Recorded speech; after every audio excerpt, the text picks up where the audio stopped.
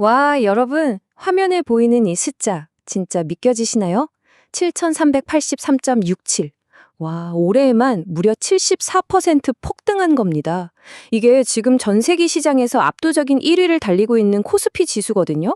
아니, 그냥 단순한 상승장이 아니라 진짜 말 그대로 역사적인 지각 변동이 지금 우리 눈앞에서 벌어지고 있는 거예요. 도대체 어떤 엄청난 에너지가 이런 말도 안 되는 수치를 뿜어내고 있는 걸까요? 자, 오늘의 마켓 해설에 오신 것을 환영합니다. 지금 전 세계 시장을 뒤흔들고 있는 이 거대한 움직임, 그 진짜 원동력이 뭔지 오늘 저희가 여러 데이터랑 분석 자료들을 싹 모아서 이 복잡한 퍼즐 조각을 완벽하게 맞춰보겠습니다. 그냥 숫자만 줄줄 읽어드리는 게 아니라요. 시장이 진짜 어떻게 돌아가고 있는지 그 맥락을 딱 짚어드릴게요.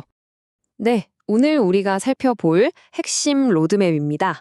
1번 코스피 7000 시대부터 시작해서 미국 증시랑 반도체 강세, 엇갈린 FICC 자산 흐름, 글로벌 증시 포인트, 그리고 마지막으로 이번 주 핵심 경제 캘린더까지 순서대로 쫙 훑어보겠습니다.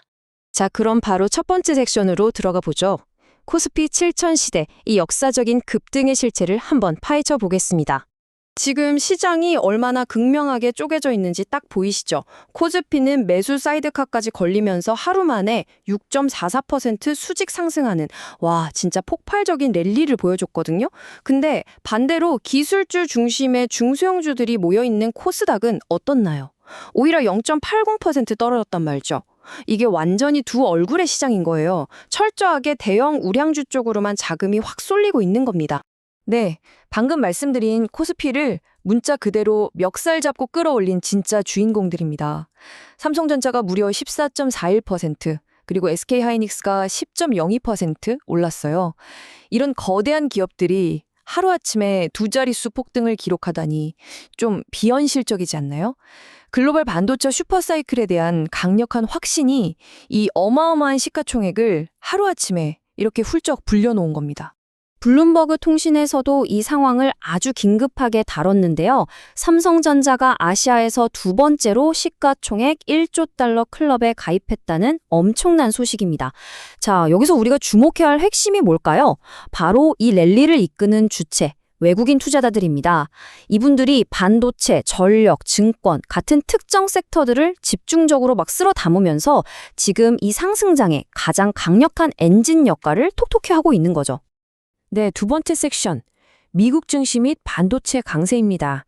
과연 글로벌 기술주의 안도 랠리를 이끈 원동력은 무엇일지 바로 넘어가 보시죠. 바다 건너 미국 상황을 보면요. S&P 500 지수가 0.81%, 다우 지수가 0.73% 오르면서 사이좋게 사상 최고치를 또 갈아치웠습니다. 미국과 이란의 휴전이 유지될 거라는 지정학적 안도감, 그리고 시장의 예상을 훌쩍 뛰어넘는 기업들의 빵빵한 호실적이 증시를 확 밀어올린 거죠. 기술주 중심의 나스닥이 살짝 조정을 받으면서 숨을 고르긴 했지만요. 반도체를 앞세운 전반적인 랠리 분위기는 진짜 여전히 뜨겁습니다. 그런데 미국 증시 안에서도 자금 흐름을 보면 진짜 극단적으로 엇갈리거든요. 부동산 섹터 좀 보세요. 무려 7.42%나 폭등하면서 시장에 있는 돈을 블랙홀처럼 빨아들였고요. 에너지 섹터도 2% 올랐습니다. 반면에 방어주 성격을 띠는 유틸리티 섹터는 마이너스 1.70%로 떨어졌죠. 시장 전체가 마냥 장밋빛인 것 같아 보여도 사실 그 속을 들여다보면 돈이 향하는 곳과 빠져나가는 곳이 냉혹할 정도로 딱 명확하게 갈리고 있습니다. 자, 세 번째 섹션, 엇갈린 FICC 자산 흐름입니다. 거시경제가 우리에게 보내고 있는 은근한 긴장감 한번 짚어보겠습니다. 여러분, 잠시 이 숫자에 집중해 주시기 바랍니다. 100달러 67센트. 결국 터질 게 터졌죠. WTI 원유 가격이 그 심리적인 마지노선이었던 100달러를 기어코 돌파해버렸습니다. 지정학적으로 좀 안도감이 생겼는데도 불구하고 오펙이 원유 감산을 연장할 거라는 강력한 기대감이 시장을 지배해버리니까 유가가 다시 무섭게 치솟고 있는 겁니다. 근데 이게 남의 나라 일하기가 아닌 게요. 글로벌 유가가 이렇게 고공행진을 하면 이건 즉각적으로 우리의 물가 압력으로 이어지거든요. 당장 한국의 4월 소비자 물가지수 CPI가 2.6%나 오르면서 무려 1년 9개월 만에 최고치를 떡하니 기록했습니다. 세계 반대편에서 기름값이 오르는 게 당장 오늘 저녁 우리 동네 장바구니 물가를 위협하는 아주 생생하고 무서운 인과관계인 거죠. 자, 여기서 매크로 시장이 보내는 정말 기묘하고 복잡한 신호들을 한번 싹 풀어보겠습니다. 일단 미 연준의 매파적인 기조 때문에 국채금리가 OBP 상승하면서 금리 인하 기대감이 한풀 꺾였거든요. 그런데 참 재밌는 게 대표적인 안전자산인 금값이 18달러나 올랐어요.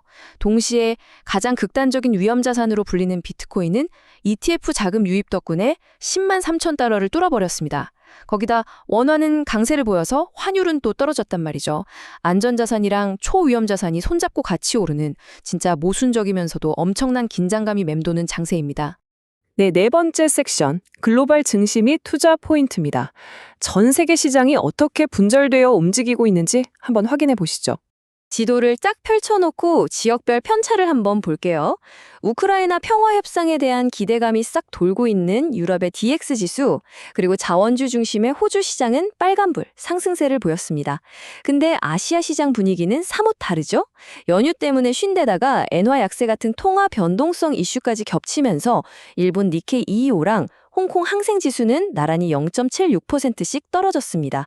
그러니까 전 세계가 다 같이 우르르 한 방향으로 가는 게 아니라 지역별로, 이슈별로 아주 철저하게 파편화돼서 움직이고 있다는 겁니다. 그럼 이쯤에서 궁금해지죠. 매일같이 쏟아지는 수많은 리포트 속에서 애널리스트들이 공통적으로 외치는 핵심 투자 전략은 과연 뭘까요? 한 줄로 요약하면 이렇습니다. 여전히 위험 자산에 투자하기 좋은 환경이고 AI랑 반도체 랠리는 끝난 게 아니라 지금도 쌩쌩하게 진행 중이다. 이거예요. 특히 개별 종목이 가진 리스크는 좀 줄이면서 이 거대한 상승파도에 제대로 올라타려면 반도체나 테크 중심의 ETF 비중을 늘리는 게 좋겠다는 게 전문가들의 거의 일치된 의견입니다.